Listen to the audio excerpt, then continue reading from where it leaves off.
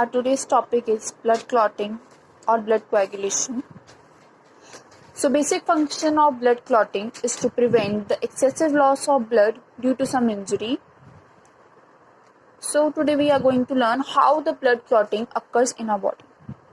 So whenever some injury occurs, जब भी कोई इंजरी होती है बॉडी के अंदर, तो जो इंजर्ड सेल्स हैं वो रिलीज करते हैं number of substances that attract the platelets. Platelets, we all know, the part of the blood plasma like WBCs, RBCs, that gather at the injured surface of the blood vessel. जो platelets हैं वो इकट्ठा हो जाते हैं at the surface of the injured blood vessel. So here in the diagram, see, यहाँ पर एक ये ब्लड वेसल की डायग्राम है. यहाँ इंजरी हुई है, एंडोथेलियम लाइनिंग यहाँ पर इंजर हो गई है, ब्रेक कर गई है, तो यहाँ पर उसे प्लग करने के लिए इस जगह को प्लेटलेट्स आएंगे. यहाँ पर इसने बहुत सारे सब्सटेंसेस रिलीज किए हैं. इंजर्ड सेल्स हैं जौन से इस ब्लड वेसल के, उन्होंने बहुत सारे सब्सटेंसेस रिलीज किए हैं जिन्होंने अट्रैक्ट किया प्लेटलेट्स को to come and plug this side. Okay, so जब इन्होंने यहाँ पर एक प्रॉपर लेयर फॉर्म कर लिया प्लेटलेट्स की, ठीक है, उसके बाद क्या होगा कि यहाँ पर कोलेजन फाइबर्स होते हैं ब्लड वेसल के अंदर. तो जब ब्रेकेज होगी तो यहाँ पर से वो एक्सपोज हो जाएंगे, ठीक है. तो कोलेजन फाइबर जब प्लेटलेट्स के साथ कांटेक्ट में आएंगे तो क्या होगा, वो प्लेटलेट्स को डिसइंटीग्रेट कर देंगे इनटू थ्रोम्बोप्लास्टिन एंड सेरोटोनिन. सो जो सेरोटोनिन है वो तो क्या करेगा कि जो ब्लड वेसल है उसको कॉन्ट्रैक्ट कर देगा ताकि ब्लड फ्लो स्टॉप कर जाए. इन दोनों का काम यही है कि इन्होंने ब्लड फ्लो को मतलब किसी तरह से रोकना है, क्लॉटिंग करनी है. सो इसका काम है कि ये ब्लड फ्लो को रोकेगा by contraction of the blood vessel, ठीक है. This process is known as vasoconstriction. On other hand जो थ्रोम्बोप्लास्टिन है वो क्या करेगा, जो एक थ्रोम्बोप्लास्टिन एक लिपोप्रोटीन है, वो कन्वर्ट हो जाएगा प्रोथ्रोम्बिनेज में. प्रोथ्रोम्बिनेज एक एंजाइम है. अब इस एंजाइम का क्या फंक्शन है, एक तो इसने हेपरिन जो एक नेचुरल एंटीकोगुलेंट है उसको इनएक्टिवेट कर देना ताकि वो वर्क ना कर पाए और वो ब्लड को कोगुलेट होने से ना रोके. बिकॉज वो अदरवाइज क्या कर, वो एक एंटीकोगुलेंट है तो ऑफकोर्स वो ब्लड को कोगुलेट होने नहीं देगा. और दूसरी तरफ जो उसका प्रोथ्रोम्बिनेज का दूसरा फंक्शन है कि उसने प्रोथ्रोम्बिन को थ्रोम्बिन में कन्वर्ट करना है, which is the active form of prothrombin.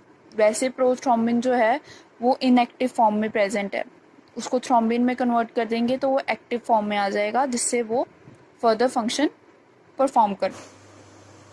So see, in this way prothrombin is converted into thrombin in the presence of prothrombinase and blood calcium.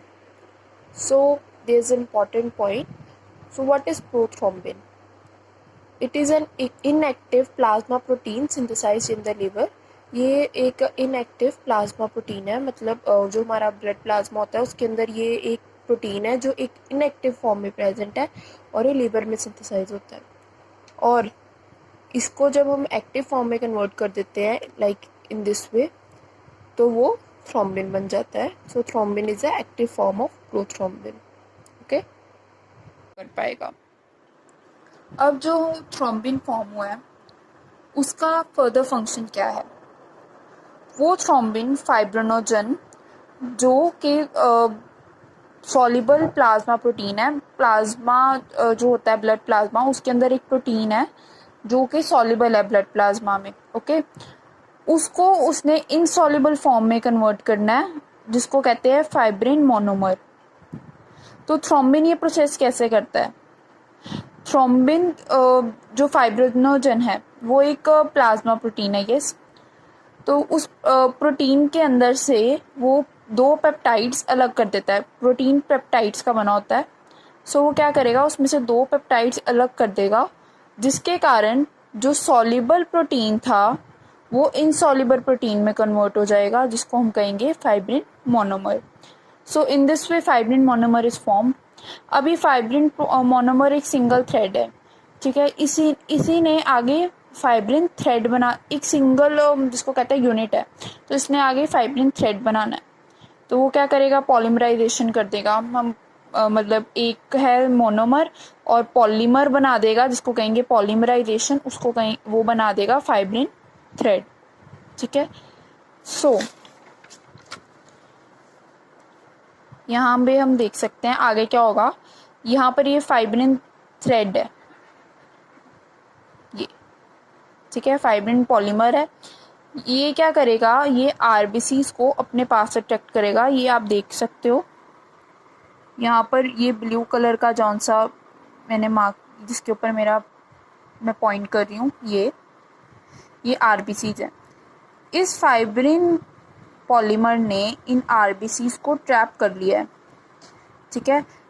अब ये दोनों ने मिलकर क्या बनाना है, क्लॉट। ये दोनों साथ में एक यूनिट बनाएंगे जिसको हम कहेंगे क्लॉट। यहाँ पर पहले से प्लेटलेट्स प्रेजेंट थे और इसके ऊपर फाइब्रिन पॉलीमर और आरबीसीज ने मिलकर क्या बना दिया, क्लॉट। अभी ये जो क्लॉट है, इसको बनने में टोटल कितना टाइम लगता है, 2 to 8 मिनट्स। पर अभी भी ये जो क्लॉट बना है ये इतना हार्ड नहीं है। तो क्या होगा, जो प्लेटलेट्स हैं वो क्लॉट को के अंदर जो प्लेटलेट्स हैं वो पॉलीमराइज कर देंगे एक्टिन और मायोसिन को इनटू कॉन्ट्रैक्टाइल एपरेटस। क्या होगा, उसको मतलब एक्टिन और मायोसिन पॉलीमर हो जाएंगे, तो उससे क्या होगा, वो और हार्ड हो जाएगा क्लॉट। अब आगे क्या होगा, क्लॉट हार्ड होने के बाद जो ब्लड प्लाज्मा में से हम लोगों ने फाइब्रिनोजन भी यूज़ कर लिया, कॉर्पसल्स भी यूज़ कर लिए, ठीक है। यहाँ पर हमने भी इस स्टेप में देखा कि उन्होंने एक क्लॉट फॉर्म कर दिया, ये आरबीसीज और फाइब्रिन पॉलीमर्स ने। अब ये फाइब्रिन पॉलीमर्स किससे बने, फाइब्रिनोजन से। फाइब्रिनोजन आया ब्लड प्लाज्मा से और आरबीसीज भी कहाँ से आए, ब्लड प्लाज्मा से।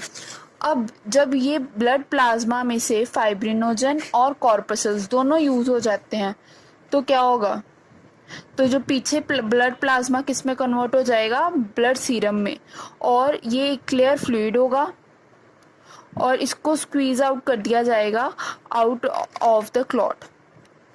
इसको क्लॉट के बाहर हम स्क्वीज आउट कर देंगे बिकॉज ये क्लियर फ्लूइड है।